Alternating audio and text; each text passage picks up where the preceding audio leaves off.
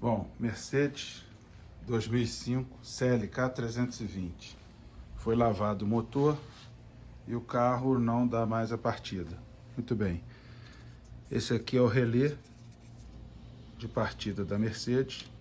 Para você testar se é o relé, você faz um fio desse, coloca nos dois primeiros terminais, não nos dois posteriores, nos dois primeiros.